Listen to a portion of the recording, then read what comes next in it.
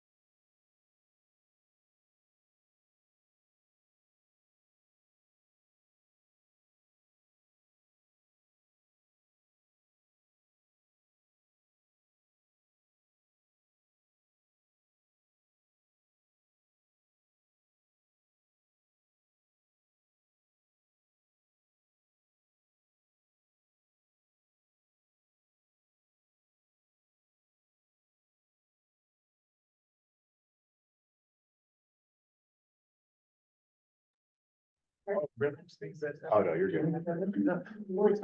That's all. All right, good morning, everyone. Happy 2024, and I will call to order the January 2024 meeting of the Steering Committee of Elected Officials for Spokane County, Washington. And we have a quorum present both in person and via Zoom. And so if I could get someone to take roll, that would be fantastic. Mayor Freeman, Present. Commissioner French. President, Present. I don't have a roll, but I got a Danish. that works. Councilmember Higgins here. Councilmember Klitsky. Councilmember Bowman. Councilmember Cathcart. Present. Mayor Cooper. Councilmember Cragen. Councilmember Hanoi. Here. Mayor Chris Kamiskis. Here. Commissioner Kearns. Here. Councilmember Dillon. Commissioner Waldron. Present. Mayor Grover, excuse me, Deputy Mayor Hattenberg. Joel White, Tim Merle, Ned Wendell. Patrick Birch. Here. Excellent. Well, thank you for those who were able to make it today. Your attendance is appreciated and will be necessary during 2024. So please hold these dates and let your fellow members or others who were not able to attend know that their attendance is desired and necessary. So our first order of business today is the review and approval of the minutes from October 18, 2023. Do I see anyone who wishes to make any corrections or additions to those minutes as they are presented? Move to approve. We have a motion to approve. Is there a second? Second. Moved and seconded. Is there any discussion? Seeing or hearing none from the body, all in favor? Aye. Any opposed, nay or no?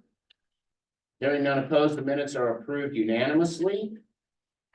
So we'll move to our next item, which is a public hearing for the 2026, 2024, 2046, Spokane County population projections. Mr. Chesney, do we have a designated speaker for that? I'll give it a start. Okay, thank you, sir. Steering committee members, you have in your packet a memo from the PTAC summarizing these projections and recommending that the steering committee endorse and recommend to the county board the medium projection from OFM numbers. This will be a countywide projection and will be used by all of the constituent communities in their planning for the land capacity analysis and urban growth area projections. Heather Troutman, our current chair of PTAC, is here. Kevin Frybot is here, has worked on this. Bob Brock from our shop. We're all able to take questions from the steering committee members if you have them. So do we have questions? Mr. Cathcart, I see first. Yeah, just so I'm to confirm, so we would set it at the 654 number, and then from that is how, based on land capacity, et cetera, each municipality would then get a portion of that, correct? That's correct. Okay. And later on, one of the workshop items is the beginning discussion of what that methodology will look like to make those sub-area allocations. Okay. That sub-area allocation, the population will occur before or after the land capacity analysis? Before the land It will capacity be, analysis. it'll be obviously a guiding factor for that. Excellent. Also, please let the record show that Joel White has joined us. That's all right. I'm just making the note. Do we have other questions for the PTAC folks? Do we have any questions from our people in telecommunication land? Not seeing or hearing any. So at this time, we would be looking for a recommendation from this, wait. Oh, we have to open the public hearing. My apologies. So at this time, because this is a public hearing item, it is 9:08, and I will open our public hearing. Do we have anyone in the audience who wishes to speak on this matter? Do we have anybody by participant that wishes to speak, by teleparticipant? Nobody has a raised hand. If somebody wishes to speak, please raise your hand so that we can get that acknowledged and open your mic. Second call for public speakers. Third and final call for public speakers. Seeing or hearing no public speakers come forward, we will close the public hearing at 9:09. And now at this time, I will look for a recommendation from this committee to our county commissioners. Mr. Cathcart. Yeah, I also move that we accept the medium recommendation and send that forward to the county commissioners. Is there a second? Second. Moved and seconded. Is there any discussion from this body? I see or hear none, so all in favor? Aye. Aye. Are there any opposed? No? Hearing none opposed, the recommendation for the medium population projection for Spokane County is approved to send forward to the Spokane County Commissioners, Board of Commissioners. Thank you very much. And so that is our only action item for today. So that moves us to our workshop. Our first item from workshop is tribal participation. Mr. Chairman, I'd like to interrupt for just a second. As we move into the workshops, we have somebody joining us on our team that will be very important for the rest of our 2-year cycle, joining us from Commerce. And if she would stand up and introduce herself. Thank you. Good morning, everyone. My name is Melissa Olafay-Tooley. I'm the new regional representative from the Department of Commerce. I'm the new Scott, if that is helpful. So I just started last week. Really looking forward to working with you all. Just a bit about my background. I don't want to take too much time, but I'm born and raised in Spokane. Went to college over in Tacoma and have been living elsewhere for a while, most recently in California, where I went to grad school for planning and then stayed in Los Angeles for about 14 years, working in the city planning department and then in the mayor's office on his planning and development team. But you know, the pull of Spokane and Washington was too strong. Wanted to come back and be close to family. And we did. My husband and two sons, and now we're back in Spokane and really happy to be here. Loved California sometimes, and you know, all that had to offer, but really had a wonderful experience growing up in Spokane, Eastern Washington, and wanted that for my kids. So we're really happy to be back. Oh, can you please speak up a little bit? Someone's saying that they can. Oh, sorry. Yeah, just saying how much I love Spokane and how happy I am to be back. And yeah, I'll be working with Ben Sayre on the Eastern Regional team. And I don't yet have a cell phone, but once we iron out my number, you should be getting, I'm not sure who in this room will get it, but we'll be sending out kind of official introductory letter. So, but in the meantime, feel free to reach out to me. I can connect with you here and give you an email address. It's melissa.olafay-tooley@commerce. Yeah, just really happy to be here. So if you have any questions, I don't have many answers yet, but I will get them. Looking forward to it. Thank you very much. And on our tribal participation, again, you have a memo in your packet from the PTAC. The PTAC chair, Heather Troutman, is here to answer any questions, or perhaps would you like to brief them quick or briefly on the memo? The memorandums, thank you.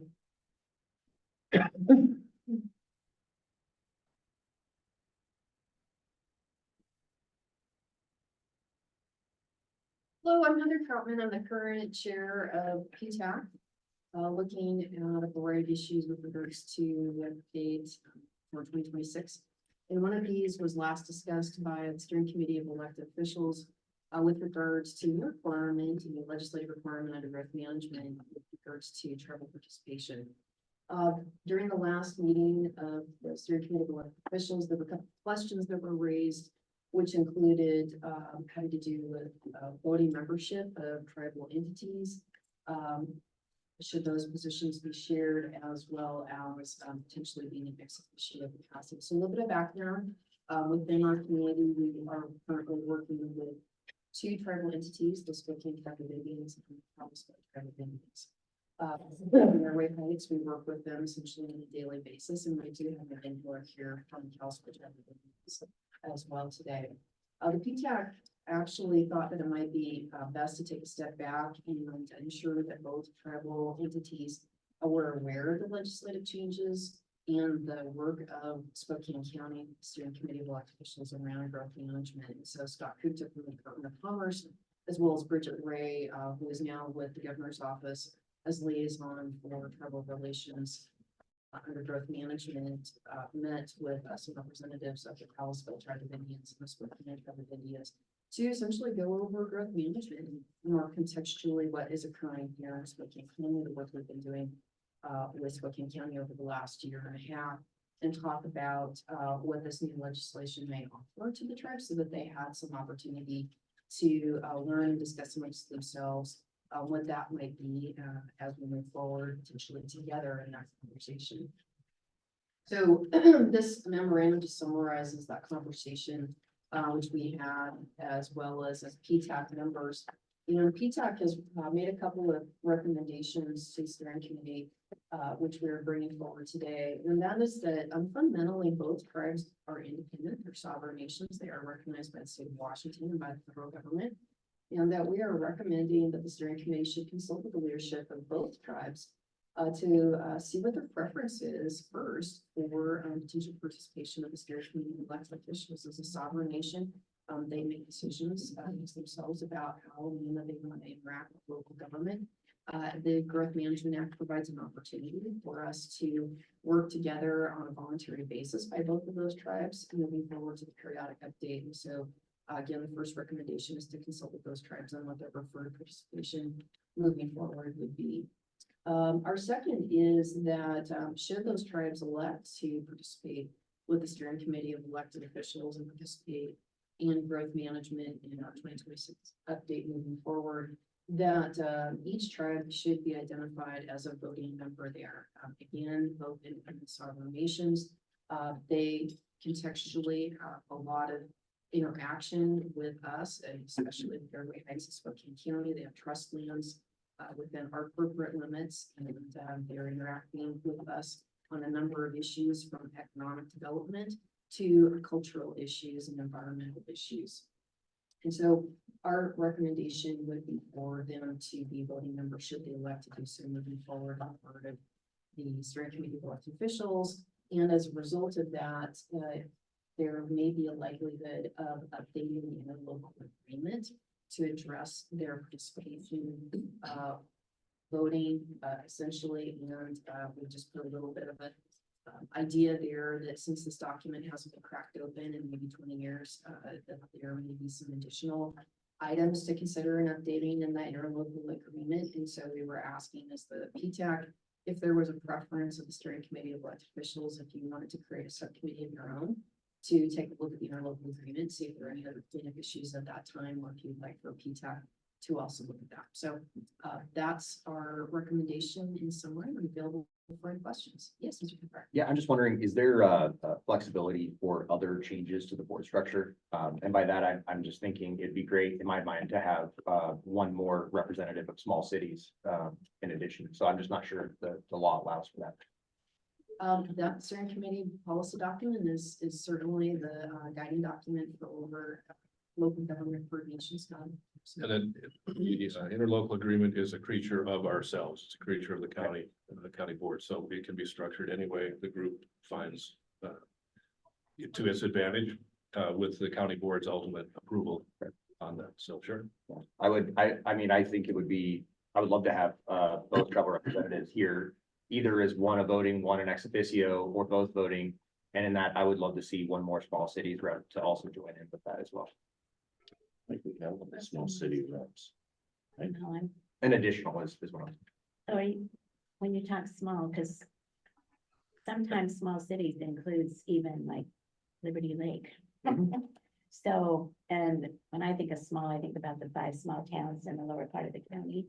And I'm struggling even to get participation. So Bobby, or as long as I'm an elected official, I'm probably representing you all that time. I just like to hear board voice. But I didn't know if that was what you were meaning, the 5 small towns or beyond that. Beyond that. Oh, okay, got it. So first raised hand is Commissioner French, because that's who's at the top of the pyramid there. Thank you, Mr. Chair, and I climbed hard to get to the top. No, when we adjusted the structure for SRTC, we had a half-day retreat of the board and discussed the merits of how to restructure SRTC, and we did create a seat for both tribes. Keep in mind the tribes are sovereign nations and stuff, and so to have them sharing a seat is I would not be in favor of that. I think that they both deserve to have a seat on the board, and I do think that it would be incumbent upon us as a body to maybe come back and look at the interlocal agreement and talk about the structure and the recommendation from Mr. Cathcart and see if we want to adjust the representation. This is a recommending body to the Board of County Commissioners, so it should have as many voices at the table as we can get without becoming cumbersome. Thank you. Thank you, Commissioner French. And now we have Mr. Birch. Yes, can you hear me? Yes, sir. Okay, so on that topic, I don't have a problem with the tribes coming in, other than it's a committee of elected officials. So I would propose also, as we look at further changes, adding as an elected official, the representation from the fire districts, considering we are greatly impacted by any changes that are going to come forth, and that we represent the whole county. It would be nice to have a vote at the table from the fire districts.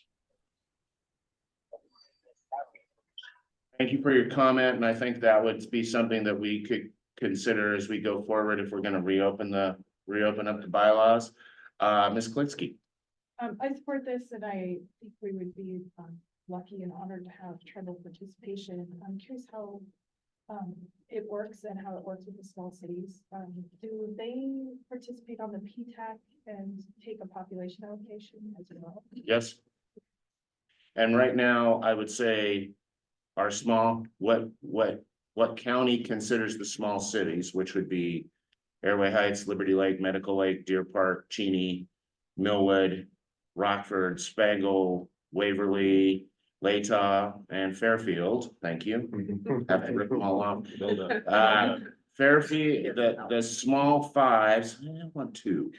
The small fives share a representative, but the largers of the smalls are all in some respects present here at this table. They just did not send their representatives today, other than myself and Ms. Kamiskas. Do they all put planners on the PTAC? Yes. I'm just wondering about resources. Okay. Well, you don't. You default to the county. I think it goes as far down as Millwood, because Rockford doesn't have a planner. So Well- it goes as far down as Millwood. Millwood has a plan. We're like, And I- okay. Because of my past profession, I was sitting on PTAC. And then I decided I better not because I'm voting too, so. Makes sense. So we'll go to Mr. Chesney and then Ms. Troutman. PTAC is really very flexible. It's labeled, it is identified as a support organization in the interlocal to advise this body, but it has no official structure other than professional staff supporting each of the constituent voting or members. So there are others that participate in that as well, like for example, the community development team at Fairchild. And so the bigger list for PTAC is as much as 40 or 45 people. The working group tends to be the planners from communities that have the resources to let them do so. So, but it's a very flexible group, and there's been tribal participation on PTAC for some time. Ms. Troutman. I was just gonna supplement with that, most of the local agencies find it important to participate in PTAC because of this discussion. And so recently with, Roger's retirement from Deer Park, their consulting, planners are now participating in PTAC as well as we, have city manager, city of Nut Lake. So we do have a robust group that regularly participates on these issues and everyone district to bring a representative, because we are going to some really important conversations, which isn't just the population, but eventually the housing as well, and how we're going to meet the new climate. Very important. Thank you. So we'll go to Mr. Cathcart, and then I see Mr. Birch, is your hand up again, or is it just up? Thank you, sir. Mr. Cathcart. Yeah, are we looking for a motion then regarding this? Okay. No, but I do think we have two things here that we're parallel tracking. The first is that we have a work group on tribal participation. And so I think what we may want to do is direct staff to begin item number one here, which is consulting with the two tribes to figure out what their preferred form and level of participation is. That may lead us into reopening the bylaws. If that does not lead us into reopening the bylaws, then it sounds like something for this board to consider is, do we just wish to reopen the bylaws? So I'm not making a motion, but I guess my recommendation would be that we recommend to the Board of County Commissioners that they add the two voting representatives while we open up the subcommittee to look at just the overall structure of the board. Because I think we heard from the fire district, you talked about small cities. I think there's some other things to think about in terms of that. We would recommend or suggest that we take that as guidance Yeah. for us to go back. Yeah, not making a motion, just Okay, because suggestion. as you would know, this was not noticed as a public hearing, it was not noticed as an action item. Yep. So we hear you and we will take that guidance. Any other suggestions? Any other guidance to Mr. Chesney? I don't know if I have guidance, Well. but no, I mean, I just think reaching out to the tribes to find out how they'd like to participate. I strongly support tribal participation. But they should be able to define what that is for themselves. So I support the PTAC starting to reach out, or the county or whoever's gonna take the lead on that. And then, as that develops, I would just recommend bringing updates to this group, and then we can open up the interlocal at any time that we want to discuss it, if we want to make changes, but it would make sense to get some more information from the tribes first, and then we can do it at the same time. Any other comments? Yes, sir. I don't know if this is for tribe participation, so in regards to K-12 school district, I didn't come with the intent of asking for a voting seat, but I hate to get on the Me Too bandwagon. But I can smell a coup. yeah, here we go. No, I do have some conversation I'd like to have regarding K-12, and this probably isn't the appropriate time through tribal, but maybe at the end of that, we'll start that conversation. I just wanted to get on the record with that as well. Any other comments? Thank you, Heather. Thank you. Seeing no other comments, we'll work to the next item in our workshop, which is land capacity analysis. we have a very straightforward summary for you today. Kevin Frybach, it was instrumental in putting together some of these points on behalf of the PTAC, and we've asked him to give a quick overview of where we're going. Just in case. There's only 6 different mice and 4 keyboards up here. Good morning, everybody, and it seems a little late for this, but Happy New Year. It's good to see you all again. I just would like to give you a quick update on where we are with land capacity and some of the population allocations, and then I'll hand it back to my colleagues at the county to continue the discussion. Just so all of you are aware, the jurisdictions that have been participating in PTAC, we've all begun to work on our land capacity analyses. For the most part, we're still in that fun stage of determining what properties are vacant, partially developed, partially used or underutilized. It does take some time to go through the sheer number of parcels within the county and the cities. For instance, the city of Spokane, we have 80,000 plus parcels to evaluate. So that work is ongoing. When that is complete, of course, we'll also be working on development capacity and anticipated capacity of that land. So how many people, how many homes, how many businesses that we may expect that will obtain. That work is still continuing. The PTAC and the subcommittee to the PTAC that's responsible for the population allocations has been working hard. We've had many discussions on how to take that medium county-wide number and to divide it up among the jurisdictions based on what we know and on expectations. The direction that we are heading is a somewhat novel idea of a 2-stage approach. Initially, what we have to go on is, of course, history. That's the only hard data is what we've seen in the past. We're expecting to come to you soon with a first stage or a first round allocation based on trends in growth. Basically mathematical trend for each jurisdiction with a little bit of adjustment. Whenever you do a trend, there's of course variability. There's little hiccups in the numbers. A few jurisdictions, mostly the 2 or 3 smaller jurisdictions, and then also Medical Lake. If we just calculated a trend, we'd have a negative growth number. No one is anticipating those towns to shrink. Those cities to shrink. Medical Lake especially has, of course, a vision for their own growth and future moving forward. And so we're anticipating a little hand adjustment of those negative numbers because no one wants to anticipate a shrinkage. And also against reality, we don't anticipate them to really shrink. So there's a little hand adjustment. It's mostly mathematical. The idea then is to take that number, complete our land capacity analyses, measure them against the growth that we're anticipating, but also to bring in the important other information that is available. For instance, the city of Spokane has completed our water system plan. It has identified areas of the city where capacity might need to be enhanced or might not be available. Other jurisdictions are doing similar studies, similar analyses. We feel it's best to inform the allocation with that information as well. And of course, those studies do fold into the land capacity analysis. So that second round of allocations would be once we've completed our capacity analysis, once each jurisdiction has been able to address the specific technical information they have, we would then come back and adjust. And you can think of it as adjusting for reality and our understanding of the future that's continuing to grow. Some of those technical studies are still ongoing. They will be completed soon. Our hope is that we will come to you with a first round allocation within the first quarter, maybe by your next meeting. We're not sure.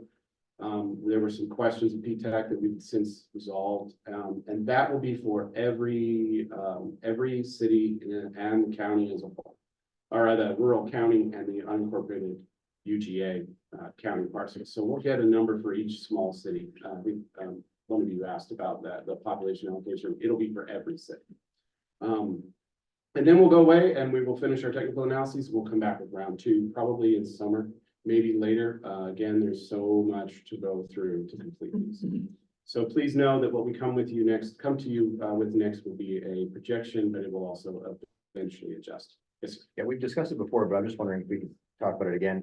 How will some of the state legislation as well as local changes to code regarding, middle housing and stuff like that, how will that affect the projections for the land capacity? So under land capacity, first you identify the land you have, and those are the three categories, but there's more data than that. And then you have to determine what can that land hold? What is it actually capable of building? And that's informed by both, each jurisdiction decides how they want to, how they expect that to grow. So that's informed by the state law changes. It's informed by the past, the history trends. But for instance, the city of Spokane, we've changed the way that single family housing is addressed or low intensity housing is considered. We will be coming up with a factor, a assumed development factor that incorporates both the future and the past. And that folds into all of that legislation that we saw last year and any we see this year as well. And will that, and we can talk more detailed offline, but will that then consider what we have seen since BOCA was put in place and how much development has actually occurred under that code? Is that going to be a part of that equation? So the city of Spokane, absolutely. We've been tracking all of that very closely, and each jurisdiction makes a rationale in their report as to why they used the numbers that they used. Okay. So we'll come up with a number of houses per acre for large lots, and we'll come up with a number of people per house based on data, and that's some of the data that we'll use. Would love to just get updates as you guys move along. Great. So I'm just making sure I caught it all. At the end of all of this, is the question, I'll come back to you. Is the UGA of sufficient size and capacity to handle the growth? That's the big question that this is seeking to answer. There are other questions and other outputs that will be important. If at the end of this process, this round 2 allocation, we find that the UGA does need to be adjusted, then that'll be the next point of discussion for both the PTAC and of course the steering committee. I saw gesticulations. I want to make sure I caught a question. So, the water system plans. So it sounds like the city of Spokane's been trying to update its water system plan to know where it has capacity to serve more customers or not. Where there might need to be infrastructure improvements, to serve. I know that some of the other water system plans in the region may need more updating. So how do we balance that? We may not have all the information about water service when we're making these allocations over the next couple quarters. Sorry. Go ahead. On a parallel path, and we talked with you, the committee, about this a little bit ago. We're proposing to update the coordinated water system plan countywide. So all of the members, we tentatively agreed to take 5% of the Commerce grant money for planning and allocate it to that water planning effort. We're producing that. The county is taking the lead in putting that effort together. There'll be a series of interlocal agreements, as we all know. But the idea is to have some basic information on water coming in at the same time we're doing this work. The population work that Kevin's talking about, as he said, is going to take second, third quarter probably for this year. It means that we'll not really be talking about the UGA until that third quarter, very likely. And also recall, first off, there'll be some progress on water knowledge by then, at least some acknowledgement of perhaps gross deficiencies or real anomalies in the system. At least that's my opinion. The other part is we have to do a full urban growth area analysis is on a separate track than just the projections. Because what we have to look at now is where is there UGA land that's currently designated that has not developed in the last 20 years and is not likely to develop in the future 20 years, to know what that quantity is to be able to make these adjustments.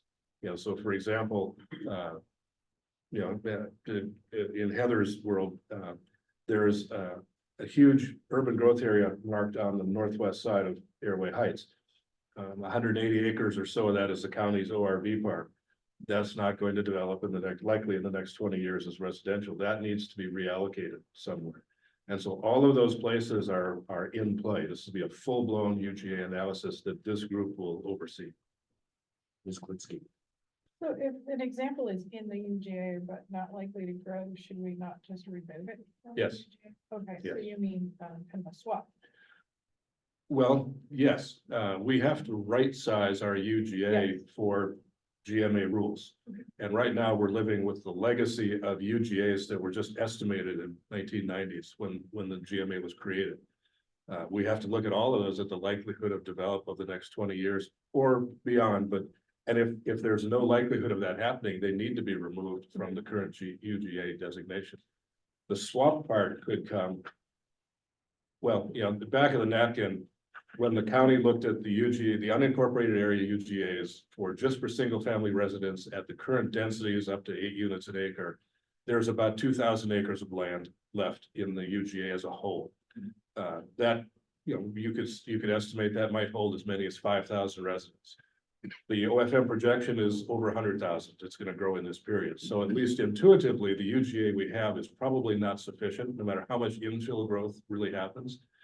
So we will be looking at very likely how we reallocate some of our UGA land. Let's say there's 50,000 acres in the UGA as a whole, and we need to grow into that 50,000 acres. Is that sufficient, or do we need to move it around? So there's the checkerboard version, and then there's also, if that is not sufficient by itself, then we would have grounds for an expansion discussion. Mr. Cantor. Yeah, so would you say then that this process analysis will be a lot more comprehensive than what was conducted 10 years ago in the last? So, yeah. Okay. Yeah, it has to be for a number of reasons. One, we're now more than 20 years into the first major plans from Growth Management Act. So we have to look back and say, how did we do? There's a lot of UGA land that is not really well positioned, like the Airway Heights Park, like the UGA in wetlands, scablands across the railroad track. There's a lot of those that just have to be re-examined from top to bottom. I'll see others. Oh, thank you for recognizing me. I just wanted to underscore, and Kim may speak to this, that it's actually a trifecta. And so it isn't just the land quantity analysis, it isn't just the allocation of population. We will also be discussing, and there will be a vote on the allocation of housing by type and income category. And when we look at all three of those combined with missing middle requirement, which is going to affect agencies differently, then we're going to have a better picture of potential UGA recommendations from each of the agencies to the county. And so, for example, Fairway Heights is going to be subject to greater density because we join corporate boundary with the city of Spokane. Other jurisdictions may not need to meet those same kind of density requirements as we move forward. So please don't consider this to be, you know, the final word with regards to how we move forward. It's actually going to be leading up to all three of these elements. Absolutely, yeah, there are, under commerce guidance, there's more than one way that, the housing can be allocated under HB 1220 last year. The two primary methods offered are both, directly tied to the share of population growth. So this is the beginning of the conversation. It is definitely not going to be the end. And there is, of course, much more discussion coming when we do get into housing and the different categories of affordability and how much in each zone or in each affordability level. So it's going to be an interesting reiterative process, I think, this time. Commissioner Walker. She anticipated my question because I was going to ask, what about the affordable housing piece? But I understand how that will be then integrated even further into the conversation. So how does the decisions around making changes around in like light industrial versus residential, where does that come into the process? Because it's true, you might have not enough land in the UGA for residential as it currently is zoned, but we may have an excess of other types of. So how does that, I know we've talked about that before, but I can't remember where that comes into the decision-making and analysis. It's in two parts. Every individual constituency will be making its own analysis and its own determination, its own recommendation. The county then plays the role of kind of checking their work, trying to do the same analysis to see if we come up with roughly the same conclusions. If there's a discrepancy, we sit down and examine, you know, our assumptions on how we got there. But every individual community makes their initial cut at how they want to grow and what those allocations are. You alluded to one of the things that was the county was charged with in that led to the settlement agreement in 2013, 2016 of having too much land in light industrial categories that we couldn't absorb in that 20-year period. So we want to avoid having that out of scale projection this time. And because there's what they call the market factor in this, we still have the ability to say, here, if we project capacity or absorption of industrial land at this rate, how are we giving ourselves a cushion for some unanticipated growth that could happen out there? And we have that capacity in the methodology. But that's your basic question. Every individual community does that first cut. Because each community too may have different zoning. Mhm. Like in the city, I know in a commercial zone, you can build housing. I mean, you can, I don't know if it's exactly apples to apples in the county, right? Yep. So you have to look at each of what is allowed in different zones. Right. In each jurisdiction. And there may be different opportunities to build differently. Yes. All right. One to Councilmember Cathcart's issue, and having lived on the west side and seeing what's happened in other UGA counties. Having very specific Clark County, when they started putting the boundaries on Clark County, then pretty soon you have a fleeing of housing affordability to the outlying city. So first was Battleground, then they moved to Camas, Washougal, out to Ridgefield. Ridgefield was a tiny town. Now it's a thriving metropolis. I mean, it's big, they're growing fast because it's not that far. People are actually traveling all the way to Cowlitz County and moving in. So, but just like we've seen over in Kootenai County, people will move to affordability. So I think that's one thing to focus on the small cities. We already have projects going on south of town in small cities that are proposed. And over, all the way out towards Highway 2, there's projects that are being proposed, large scale residential development projects in those smaller cities. Because the developers or the individuals want those opportunities to live and they can commute. Now, I know there's a lot of public transportation, other impacts that go into this, but I think that's something that we will see. We've already seen it. I mean, we see what happens because of the Growth Management Act. This is one of the results that will happen. Just basic human nature. People will drive to where they can be affordable. You see it in Virginia, I mean, all places where people commute hours to get to work. So I think that's something we should consider. It's absolutely true. In Phoenix in the mid-2000s, it was called Drive Till You Qualify. Yeah. We're very aware of that. And I was speaking with Mickey earlier. The county is really committed to looking at the small towns and trying to help them build back some vitality, build back some resilience. And there's the other parts of the county that they're the kind of remnants of settlements from the other days that are called the Lamberts. Some of those have really flourished over a 20-year period and need to look at how do we make that happen. GMA has changed its philosophy in some ways during that time, or at least because GMA is complicated, it gets to this point. But now having requests for reduction of vehicle miles, for reducing greenhouse gases. If we make some of these smaller places a little more comprehensive, a little more of real neighborhoods, some of that traffic will stay there. If we could put a market into a place that didn't have one, that prevents somebody from driving 15 miles into Spokane just to get a carton of milk. And so we're really committed to work with the smaller communities to make them solid places as part of this overall allocation. I just will say, I don't think anybody's fleeing to Kootenai County for the building. Well, they did, so they did flee.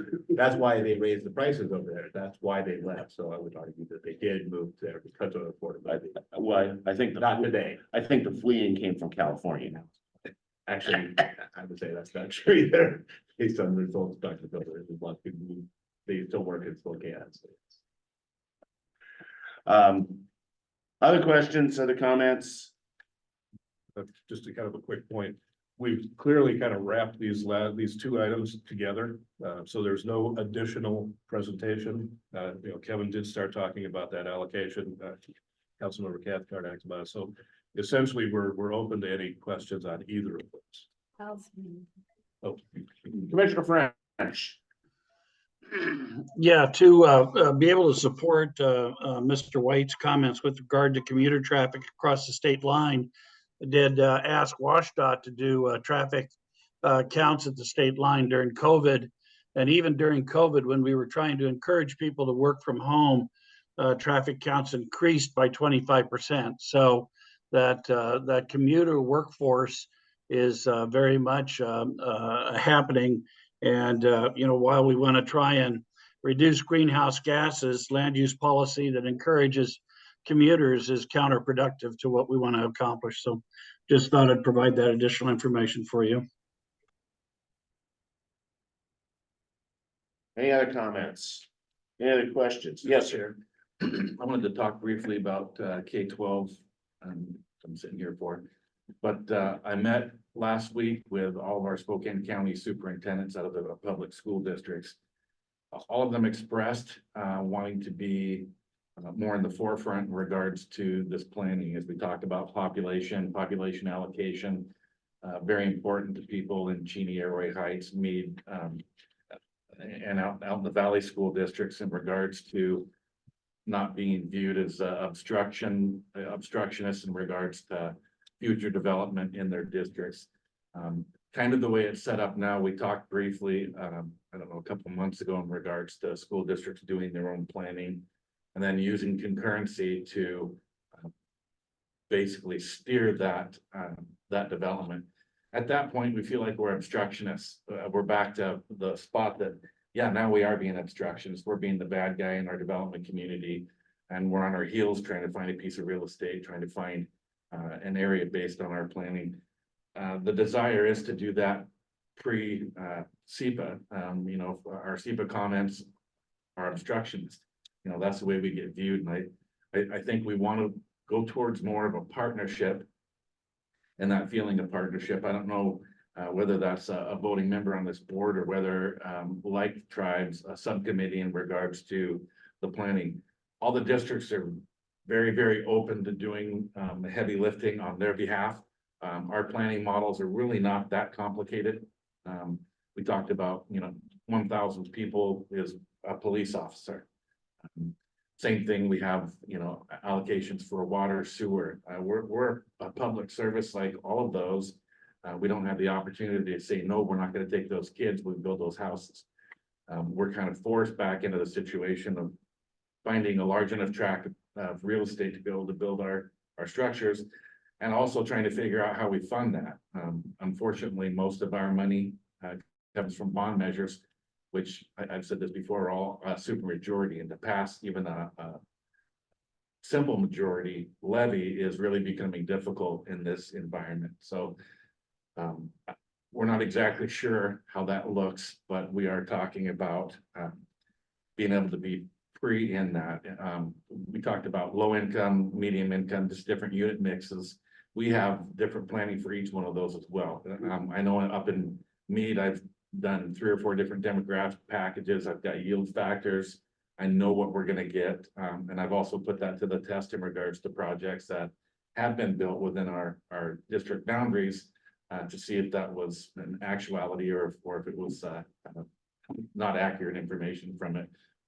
But in closing, I really would like to be more of an active member on the planning aspect. I have audience with every one of the superintendents. They've all expressed the same information. They may end up writing a letter to this body just stating that information, but we want to be preemptive. We want to be planners with you. So that is great news. When we first looked at our CFP that was found to be insufficient from the 2020 version, we saw that there was a huge disconnect between the county and all of the special districts, schools, fire, water. And yet at the time, the county was held accountable for those districts under GMA. That accountability has been dropped in the sense that if a district doesn't participate, the county is no longer held accountable for that.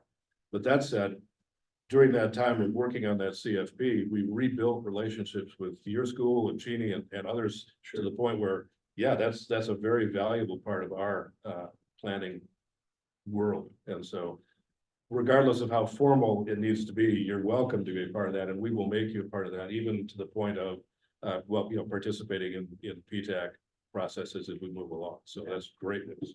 We really appreciate the ability to do that. So thank you.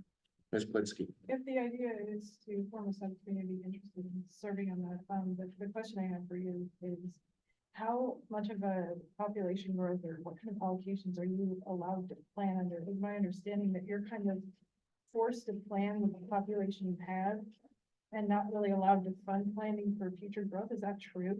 No, that's not 100% true. In regards to the depth of planning, and I have a 25-year plan that I put together for the district. And you know, barring a pandemic and barring recession and, you know, all of those things had a direct impact on what our demographics were. We did hire Davis Demographics out of San Diego that actually did the 3 updates for me in our district, but I do my own in regards to yield factors on projects that we have. That information is readily available, but 25-year plan is what I put together. But of course, our projections haven't been accurate due to those events. Lost about 500 kids during the pandemic, and we're slowly building that back. But I keep warning them, we've got 1,000 apartment units that are gonna open up by this summer, right in the corridor downtown me, Farwell. And I think that with the cost of housing that we're gonna get slammed. And the other scary part's I-90 getting Yeah. so hours. you Once allow- that north-south hits I-90, we're gonna probably see some explosive growth out there. Are you allowed to plan facilities and infrastructure for anticipated growth? We're allowed to, but in regards to passing a bond for anticipated growth, we can't do that. That's, okay, Yeah, that's. we I knew got there was lucky, something. we got lucky with an elementary school because we had more state match than we anticipated. We lost a flat year in our 6-year cycle. And we ended up with enough money to build the school up on 5 Mile Creek side, which is the second elementary up there. But now we're paying the cost for that with the lower enrollment from the pandemic. So that actually has been a pretty big drain on our resources. Funding schools half full. So that's the preemptive strike. We always feel like we're on our heels, not causing development, but answering it. Yeah. Other comments, questions? I was just gonna say, I toured the Chaz Clinic at Shallow Hills Yep. Elementary. Very nice. And I was like, wow, how did you put together the funds to build this as an addition? They're like, no. Because of the pandemic, when they did the remodel of Shallow Hills, they added space for current and future students, but then there was such a shrinkage. And they were able to build the clinic into the building, which is great, Yeah. but that wasn't, it was actually like a kindergarten classroom that they It turned was. into the clinic. Yeah. And it's great, and it's serving students and starting to get more steam, but I hadn't realized that you guys in the Mead district have had such a Thank you. lower number of students than returning. Right, But you know there's gonna be more growth, I do. and so at least you have some capacity in some of these schools, Yes. but Yeah. that won't last forever. Elementary, because of Creekside, we ended up with some capacity for the first time since I've worked for the district in elementary. High school and middle are very That's what I full. heard, yeah. So this is great discussion. We have one last agenda item, which is a request for public remarks or general public comment. Is there anybody in the audience who would like to make general public comments to this entity? Anybody on Zoom who would like to make general public comments to this entity? Nobody has their hand raised. All right, so we have nobody looking to make. Oh, I just want to make a comment. When you did roll call, you mentioned Dee Cragen, and she's no longer on the council at Deer Park. Oh, okay. So I don't know who they would have replaced. her. Thank you. I'll have to make that recommendation. Or they'll have to make that appointment if they're, that's Yeah. needed. Thank you. So with no public comment and no further business, I would look for a motion for adjournment. Move to adjourn. Moved and seconded, all in favor? Aye. This meeting is adjourned. Thank you very much. Thank you, everybody. One housekeeping item. There's a clipboard over there with your name on it. If you wouldn't mind signing that you were here, the county audits meeting attendance for when we provide refreshments.